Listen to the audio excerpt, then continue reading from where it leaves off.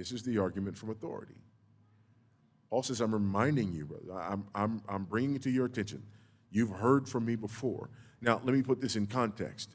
You will see from the flow of his argument in 1 Corinthians chapter 15 that there are those surrounding the Christian community in Corinth who want to have their cake and eat it too. They want to hold on to their worldview, a worldview which excludes the very concept of resurrection. According to their worldview, the idea that anyone could be raised from the dead is ludicrous. It doesn't work. It's a non-starter for them. They do not believe in the idea of resurrection. And this is very important because we live in a day and an age where the predominant worldview in our culture is the worldview of secular humanism.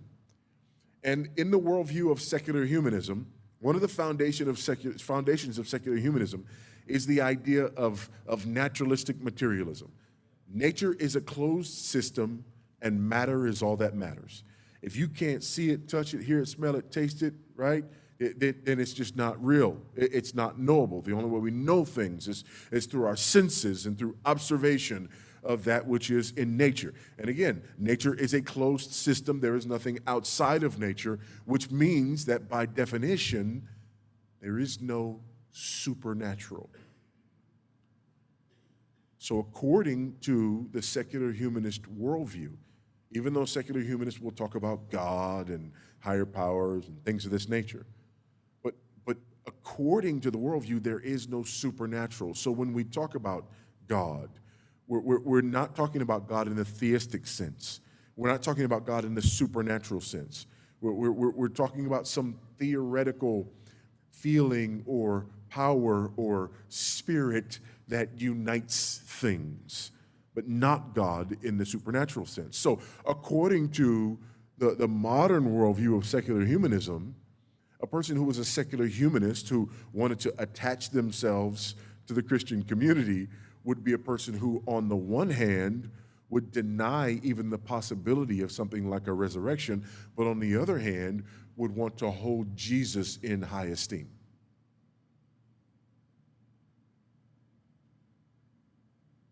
Do we know people like this? We most assuredly do. I've studied under people like this. I've taken courses from people who were magnificent instructors in, Greek and New Testament, and I started my journey. I was a student athlete at Rice University, came to faith late. I did not grow up in Christianity. I did not grow up around Christianity. I was raised in the home of a practicing Buddhist, never heard the gospel to my first year at university. So having come to faith late and being a student athlete at Rice University, Rice is a secular institution, but they had a religion program. So I took some courses in religion at Rice as a new believer. And I remember sitting in courses on the New Testament taught by men who knew the Greek New Testament backwards and forwards, who had written books on the Greek New Testament, who loved the literature of the Greek New Testament, but who were unbelievers who did not believe in things like resurrection.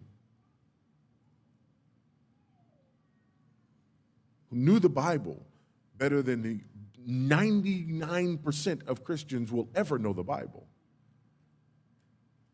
but did not believe in things like resurrection. You have friends and family members like this who on the one hand hold Jesus in high esteem, right? Most other religions are like, Muslims are like this. Muslims hold Jesus, or Isa, in high esteem. He's a highly honored and revered prophet. Resurrection?